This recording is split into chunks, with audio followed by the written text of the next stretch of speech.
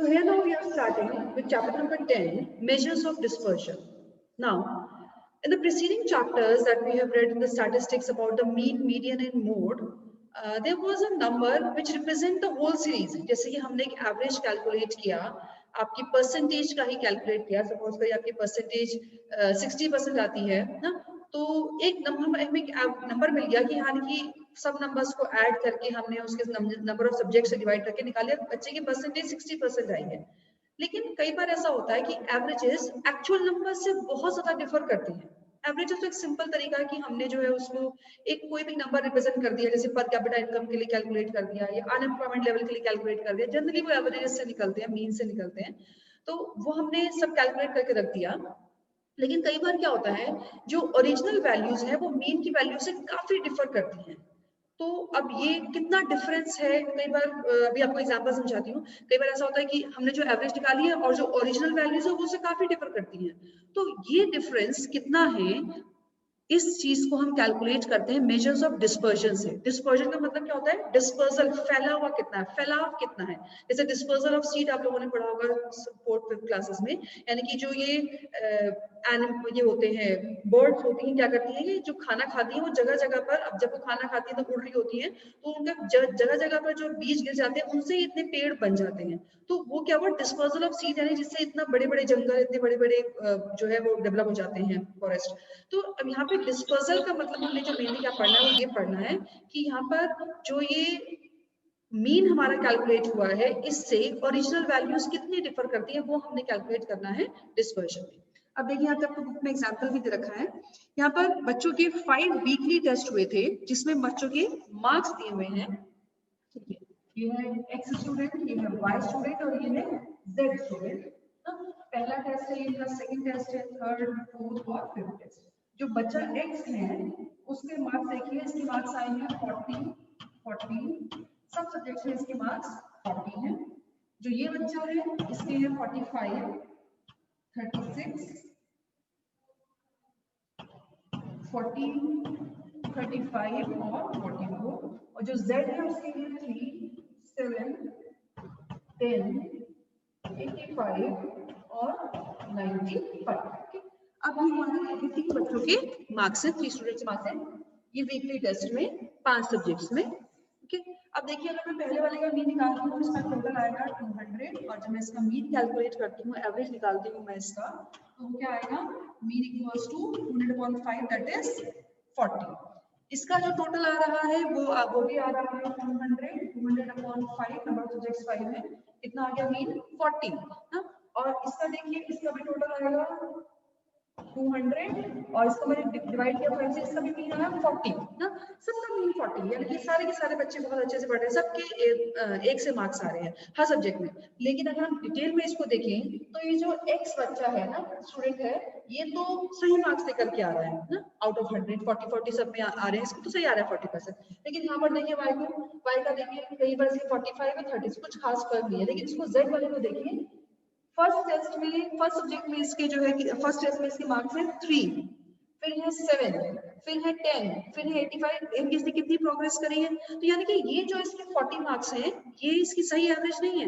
ये बच्चा तो बहुत अब तरक्की कर रहा है, कहाँ पहले 3 नंबर आए थे, 7 आए थे, 95 तक मार्क्स, यानी कि प्रोग्रेस कर रहा है। लेकिन ये उतना का उतने स्टेबल है, ये भी बस एवरेज में चल रहा है 40-45।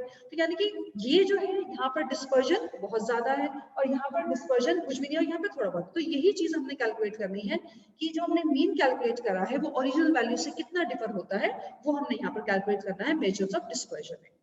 अब यहाँ पर मेजर्स ऑफ डिस्पर्जन बच्चों 2 तरीके के होते हैं, एक होता है एब्सोल्यूट मेजर और दूसरा होता है रिलेटिव मेजर। एब्सोल्यूट मेजर वो मेजर होता है जिसमें कि हम the measure of dispersion which are expressed in terms of original units of a series are termed as absolute measures। यानी कि जिस भी यूनिट में हमें डेटा गिवन था, जब हम उसी में डिस्पर्जन को कैलकुलेट करते हैं वो कहलाता है एब्सोल्यूट मेजर ना। यानी कि ये मेजर क्या है, ये मेजर का मतलब ये है कि किस तरीके से हम डिस्पर्जन को पढ़ते हैं। तो जो अगर हम उसको ओरिजिनल वैल्यूज में उसके डिपिक्ट करते हैं तो वो क्या कहलाएगा, एब्सोल्यूट डिस्पर्जन, और वहीं अगर हम उसको कुछ परसेंटेज में कैलकुलेट कर दें तो वो कहलाता है relative measure. Just mark the definitions for this. First of all, for the dispersion is the extent to which values in a distribution differ from the average of the distribution. ये आपको question भी आ सकते हैं, what do you mean by dispersion. अच्छा, अब इसमें आपने डिस्पर्जन दो तरीके का है, एब्सोल्यूट और रिलेटिव. एब्सोल्यूट की डेफिनेशन मार्क करिए. The measures of dispersion which are expressed in terms of original units of a series are termed as absolute measure. For example, the dispersion of salaries upon an average is measured in rupees. Rupees का rupees में बताया तो वो क्या है, absolute measure. Next, relative measure. The measures of dispersion which are measured as a percentage or ratio of the average are termed as relative measure. अब देखिए, relative measure sometimes knows coefficient of dispersion, as coefficient means a pure number that is independent of the unit of measurement. यानी कि जो हमने उस रुपये में या फिर लीटर में या मीटर में नहीं कैलकुलेट करा, कुछ एक परसेंटेज में कैलकुलेट किया, उसको हम क्या बोलते हैं, रिलेटिव मेजर. इसको हम कभी कई बार coefficient of dispersion भी बोलते हैं. ठीक है. अब ये जो डिस्पर्जन है वो चार तरीके के हैं. Just now I am explaining this. So these measures of dispersion are four types. Absolute measure are four types. Relative measures are four types. Okay. So for the calculation of measures of dispersion, we are having four different methods. First is range. Second is quartile deviation.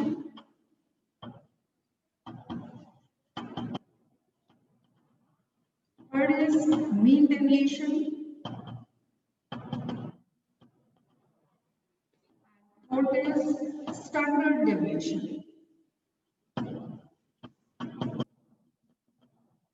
ये हमारे चार measures of dispersion है. इस चार तरीके से measures of dispersion को calculate करते हैं. इसी चीज को अगर हम इसको परसेंटेज में शो करते हैं तो उसको हम नाम देते हैं coefficient of range.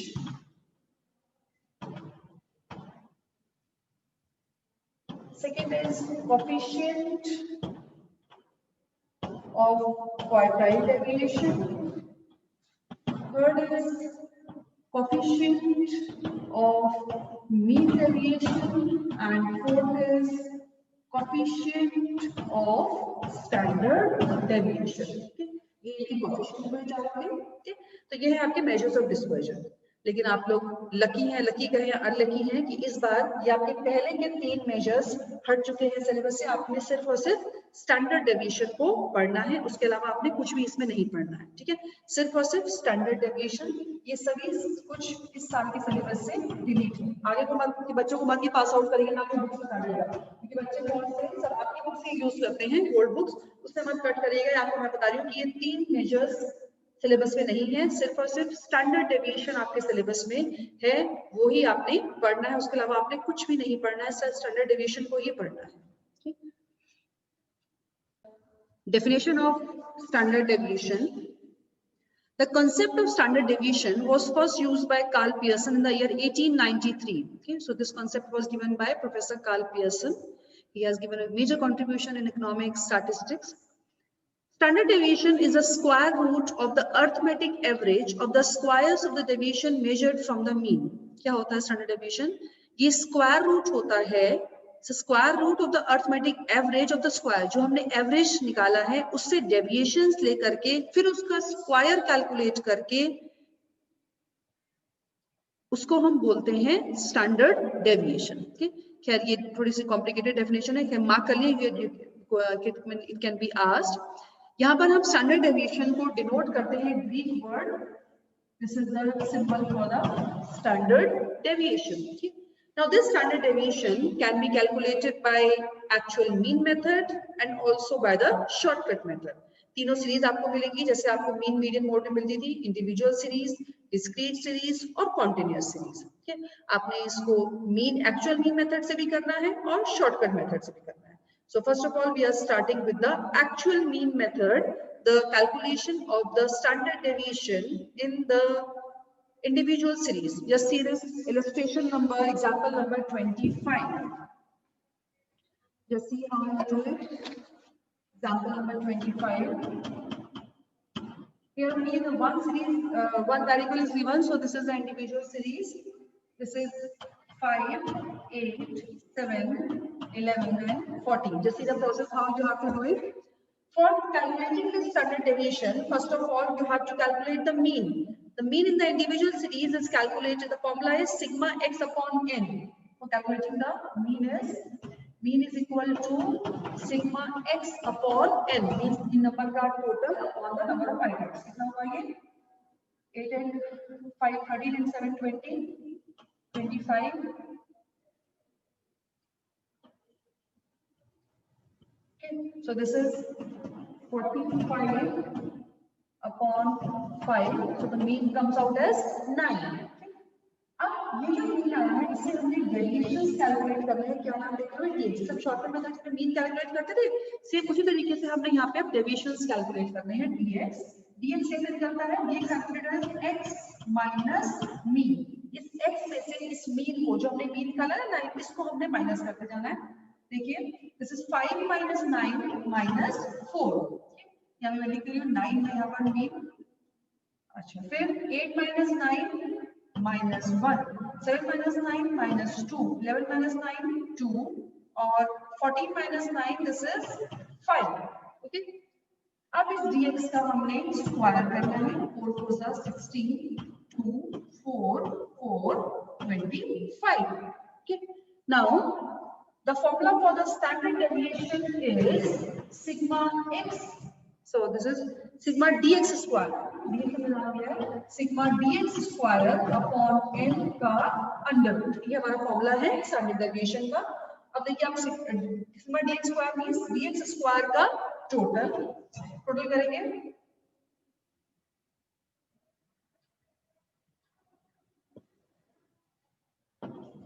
This comes out as this is 1. Okay. So this comes out as 50. Okay. So some division is 50 upon 5 का अंडर रूट. Okay. और ये आया हमारे पास में कर दिया हो गया हमारे पास में 10 का under root. Now how you will calculate 10 under root? Now see this how this under root will be calculated.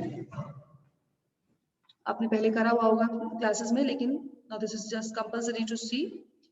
देखिए 10 यहाँ पे हम क्या करते हैं अंडर रूट में हम पेयर्स बनाते हैं बेटा. राइट हैंड साइड से पेयर अपने आप बना हुआ है. यहाँ पे हमें पेयर में डिवाइड करना है और ऐसे डिवाइड करना है जो नंबर डिवीजर हो वही नंबर क्वोशिएंट हो. okay? जैसे 3 3 9, 2 2 4, 4 4 16. अब यहाँ पे क्या आएगा 3 3 9 माइनस किया हमने. क्या बचा हमारे पास में 1. अब आगे डिवाइड करना है तो पहले मैं क्या करूंगी यहाँ पे डेसिमल लगाऊंगी और यहाँ पर मुझे 2 जीरो था पेयर में ही आना है डिवाइड. पहले वो आप कैरी कॉपी डाउन करिए पेयर में ही आना है. अब ये आगे डबल जीरो. अब मुझे करना है जो हमारा क्वोशिएंट बन चुका है उसका मैंने डबल करना है. स्क्वायर नहीं करना डबल करना है. 3 2 6. हाँ और अब ऐसे डिवाइड करना है कि जो नंबर यहाँ है वही नंबर जैसे 61 1 जा 62 2 जा 63 3 जा ऐसे डिवाइड करना है. यहाँ पे 62 2 जा ज्यादा हो जाएगा. जैसे 61 1 जा 61. ये आएगा हमारे पास में 39. बस अपने फर्स्ट प्लेस तक निकालना है इसको. So answer is 3.1 as standard deviation.